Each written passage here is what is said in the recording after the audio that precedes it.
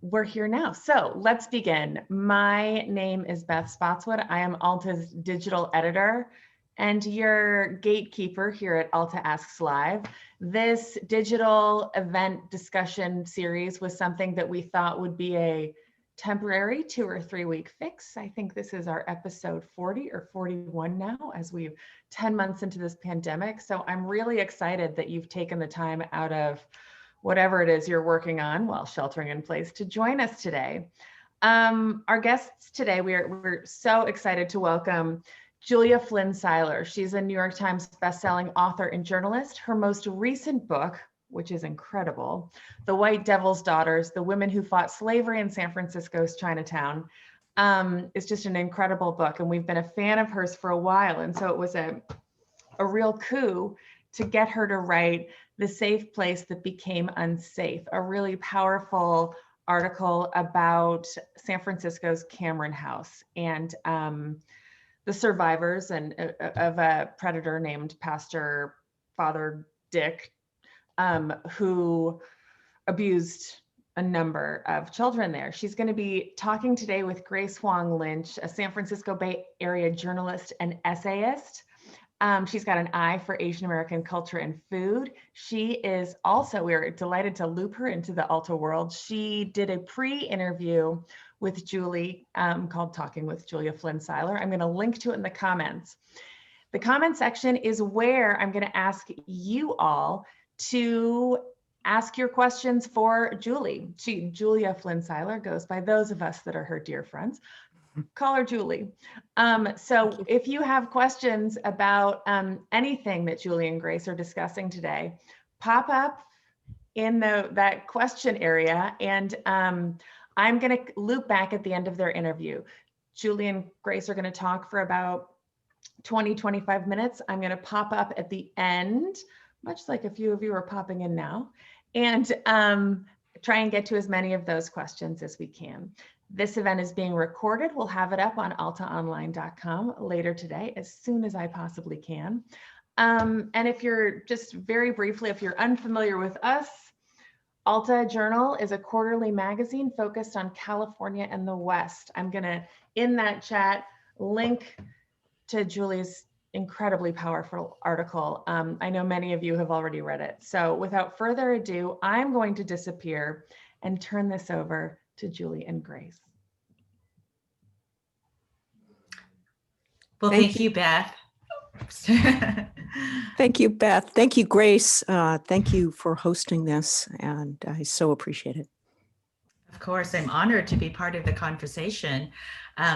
Julie, I think the thing that strikes me about both your book and the new article, The Safe Place That Became Unsafe, is that we're learning about aspects of San Francisco's history, and you're tying together very deep history with more recent events, which is always really interesting to me, because I think it's so important to see how the things that have happened historically have influenced and perhaps laid the groundwork for things that are happening more recently. So there's so much to talk about. I was thinking maybe we would start at the very beginning, and I'd like to know if you can take us back to the original conversation that you had and describe what it was like when you first heard about these reports about what was happening with Dick Wickman at Cameron House. Thank you, Grace. So that would take me back to 2013, maybe 2014. I was working at Cameron House alongside the retired executive director, Doreen Durr McLeod, who is quite an amazing person. And we had been going through case files of some of the girls and women who took refuge at this home in San Francisco, 920 Sacramento Street, over more than a century, a period spanning more than a century. And when we finished that day's work, Doreen turned to me and she said, "Do you know about Dick Wickman?" And I said to her, "No, I don't." And she told me the story of the pastor who had become executive director of the home that was later renamed Cameron House, 920 Sacramento Street, and was there from 1947 to 1977. And during that period of time, he saw the development of a very important and for many people, very good youth program. In the summers, they would have 1,000 kids enrolled in these programs. But also during those decades, he abused scores of boys and young men, and he often would choose the most vulnerable, people whose fathers were absent. And it was a horrifying story. However, I was very concerned that the story of the man who became known as Grandpa Dick would overshadow what I saw as the heroic story of those women who ran that safe house for all those years. And so I only put a mention of Dick Wickman into the acknowledgments at the end of this book. And it was only afterwards, long after the book was published, when I realized that a documentary film had just come out called Our Healing Journey. And that's when I realized this is the time to talk about what happened with Grandpa Dick. So that happened earlier this year. So here we are in the year 2020 or 2021 now, but last year. So, you know, we're looking at a situation where we're talking about Cameron House, which we know is a very beloved and cherished institution in Chinatown. And there are so many people who have been touched by it profoundly. Positively and unfortunately also in this very tragic way. And I'm wondering, I have to wonder, as an outsider to Chinatown and a journalist who is a white woman, what was it like for you? I have to ask, what was it like to build trust? What kind of reactions did you get from people when you first set out to write about this? Well, it took quite a while to develop the trust to really get a sense even of the early history of Cameron House, which in so many ways is a powerful, powerful history. That literally took years to try to work with those files, and I still haven't seen them all. But through relationships that I made with folks in the process of reporting and writing the book, I think when it came time to write about Dick Wickman, they knew who I was. Many of them had read my book. They knew that I understood how important Cameron House is and was to the Chinatown community, and how much good Cameron House had done as well. And so I mentioned Doreen already, but it was really Elaine Chan Scherer who reached out via a Facebook post to me, and she made a number of introductions as well. And so I'm enormously grateful for her. She was the whistleblower in this original story. Back in 1987. Yes. Yeah. Yeah, you mentioned Our Healing Journey. Maybe we can share that link with everybody in the Zoom so that people can take a look at that themselves. I did watch it. It's a really moving and I think it's a very momentous thing for people to be able to come out and speak so candidly about their experiences. As I was mentioning to you earlier, I was speaking to a friend of mine who grew up in San Francisco, Chinatown, around the same era that these events that you wrote about in your article happened. And she was so astounded. Her first reaction to the article was that she was so surprised that people were coming forward and speaking about what happened to them, and that they were doing it with their full names and allowing themselves to be photographed, and in some cases their family members, wives and mothers and other people in their family were also coming forward.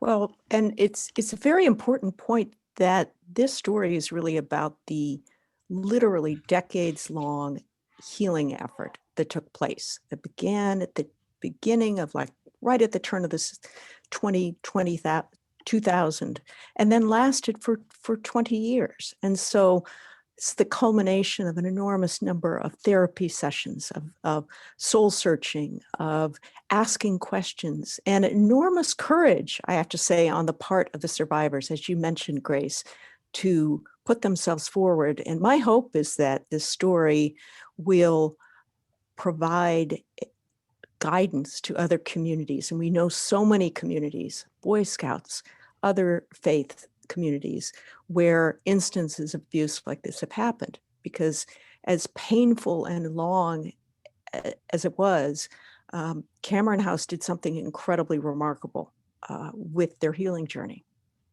So I have to wonder, because this is happening in an era where we are seeing things come forward. Obviously, with the Catholic Church is probably the example that most people are most familiar with, and the Boy Scouts, and there's been resistance from the institutions of really being transparent. And I'm wondering if you could speak a little bit about what the Presbyterian Church as an organization, what's been their involvement and what's been their reaction? Well, I would say that there's quite a striking difference between the way the Presbyterian Church acknowledged the abuse by Dick Wickman, apologized to it, and was far more transparent than, as I understand, the Catholic Church has been.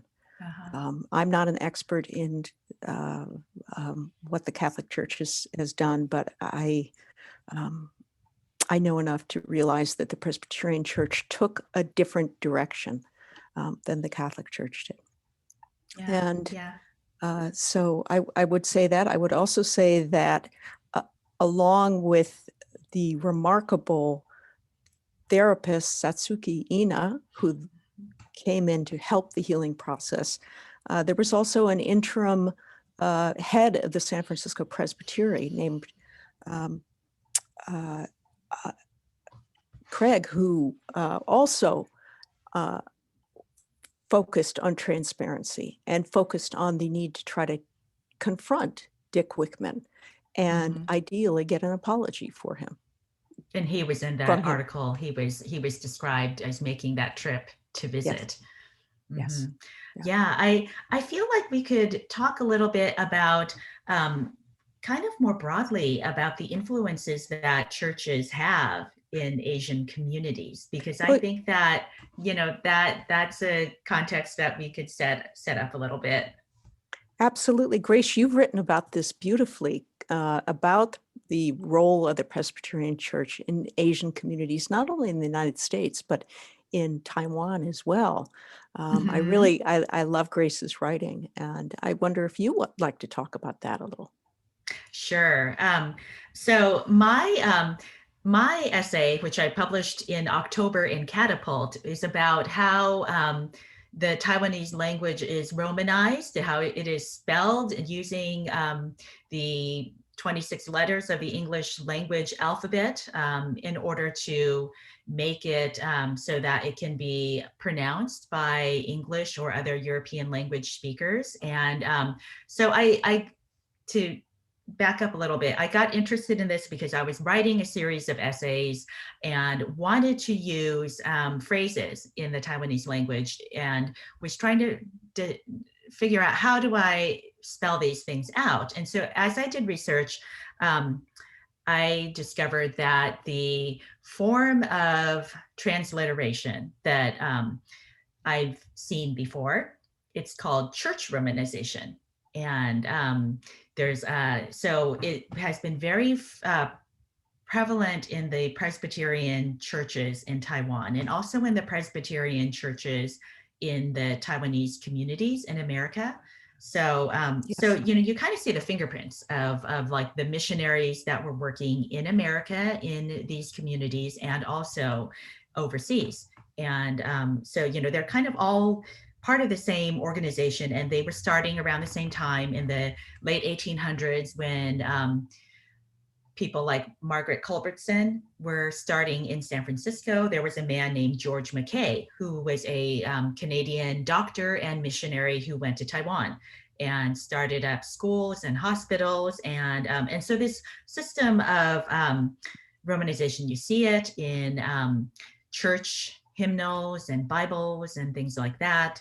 And it's also used by the Catholic Church. So there is an organization called Mary Knoll. And if you're familiar, there's a landmark in the Bay Area. There's a building that you can see off of Highway 280, somewhere between Los Altos and Cupertino off of the freeway. And it's a Chinese looking building, which I've always wondered, why is there that building there? And that is a building where the retired Mary Knoll missionaries can live. It's a retirement home. Yeah. Well, I really loved your essay, Grace, and I would circle back to one point. I think we're at a important inflection point as a society right now, and we're reckoning with white supremacy. Yes. And I thought a lot about the issues of colonialization with Cameron House, with the church in Chinatown. But the story of Dick Wickman and his abuse of perhaps up to 100 boys is such a visceral and outrageous case of white supremacy that it seemed the right time to write about it as well. So. And maybe we can back up and define white supremacy, because I think sometimes people think of white supremacy as men in hoods, burning things, but it's really a broader kind of an idea. And what is that idea? Well, I'll speak to this particular instance of it, which is a very subtle idea. Yes, the man who had been a pastor, Dick Wickman, did wear a clerical collar, did wear the robes, but it was a much more subtle sense that white culture was superior to Chinese culture, and teaching that, and that became associated with Christianity as well. And I think that there's, in the story, people spoke about this much more profoundly than I am able to say right now. Right. I remember those examples, the carols in German and the foods and things like that, that were really not part of the culture that these kids were coming from, and not validating the culture that they come from. Well, and there was something even more sinister, which was the preying upon Chinese cultural norms of respecting elders, of not criticizing publicly, of not criticizing elders. And that helped Dick Wickman perpetuate these abuses for decades without really being brought to task for it until very, very late in his life. And then when you add on top of that, that the organization that he's working for is giving these families and these kids opportunities that they wouldn't have otherwise, that they're getting camps or after school programs and things that are just out of their reach. I can see how people would be very reluctant to come forward and to disrupt that system, because it is providing something that that they're benefiting from. And it's hard to, I can see how it was a very delicate act at that time, where people felt like, they didn't want to lose, but they were gaining from the system. Yeah, I would add as well, having been a teenager in the 70s in the Bay Area, that the way in which Dick Wickman would say, hey, you need to loosen up, or, your parents are so uptight. The sexual freedom of the 70s, something was also helped, was another contributing factor to how long this abuse went on. Which is astounding to think about that happening in a church setting. It kind of blows my mind that it seems like kind of a, whoa, those two things are not things we usually see happening together. Yeah. Well, I'd like to say again that I am so moved by the courage of the leaders at Cameron House and the church who brought this to light, and the survivors who were willing to tell their stories. I think it's remarkable. It is. And I do want to circle back and talk a little bit more about that healing task force, because I think that is the thing that really sets this story apart from other unfortunate instances like this, where we do see, and I think it is a testament to the abilities of Satsuki Ina and other people who were involved in creating these meetings for people to be able to talk about things and to heal, and just, you know, the amount of time that's been dedicated to it.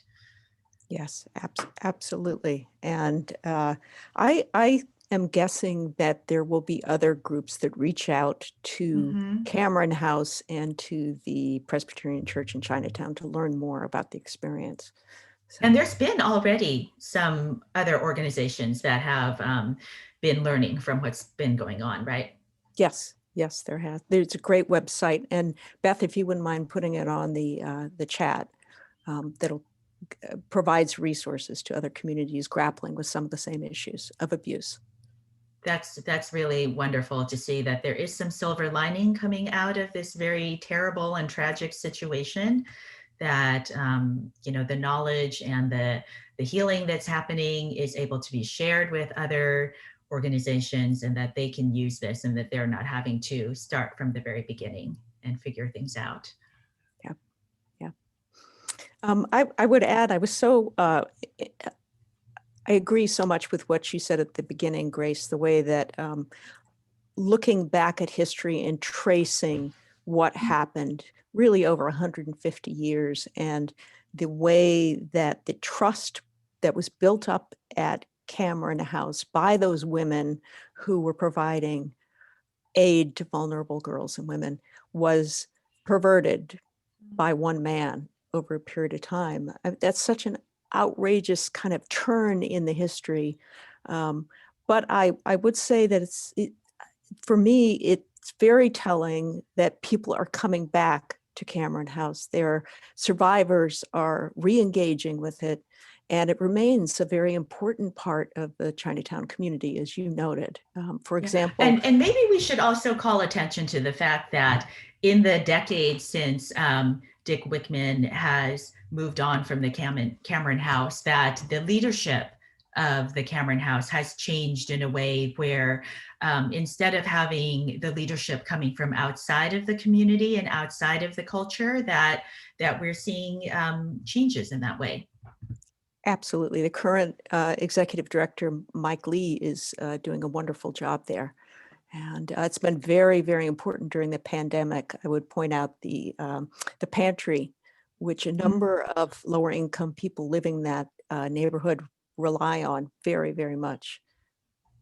I'm wondering also, you know, just because Chinatown in San Francisco has taken such an economic downturn during the pandemic, and we hear so much about businesses and restaurants suffering and perhaps not being able to open up, and you know, then we have the kids who are doing online learning, and we see a lot of problems with that. And I'm wondering, how do you happen to know, maybe somebody in the audience knows and can share how Cameron House is pivoting and adapting to that?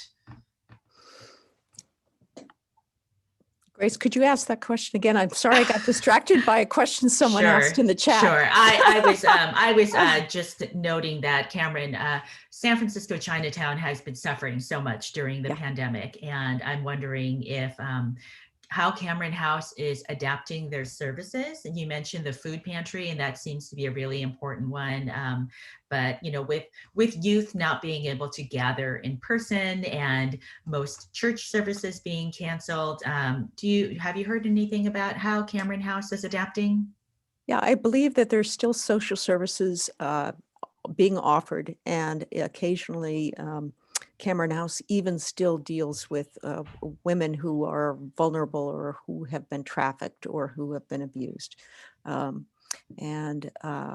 You know, I really would direct you to the site at Cameron House and Mike Lee to ask him the questions about this, about what's going on right now. But everybody's kind of scrambling to try to do the right thing in this situation. I wonder, I see a question, Grace, that I wonder if we should start turning to some questions. I see one having to do with where did Dick Wickman go? So Dick Wickman, as those of you who read the article, he left the church. He demitted from the Presbyterian church before it could bring formal charges against him. He also left the state. And he moved to Oregon. He moved to a retirement community that was founded by 3 Protestant churches, including a Presbyterian church. And he still remained very involved in his faith until the very end, although I did speak with the chaplain at the home, who was a friend of Dick Wickman's up until the very end. And what he told me was that Dick Wickman really didn't think he had done anything wrong. He did not express contrition or remorse. Right, and I believe you noted that that description of the visit to the home by Satsuki Ina and Craig Palmer, that was really something to read. I think Beth is going to come back soon and join us with some questions. I just, before we run out of time, I did just want to make sure we got to a couple of these questions. Do you know, Julie, at what point did the abuse become confirmed versus how long had the rumors been swirling that the abuse had been going on?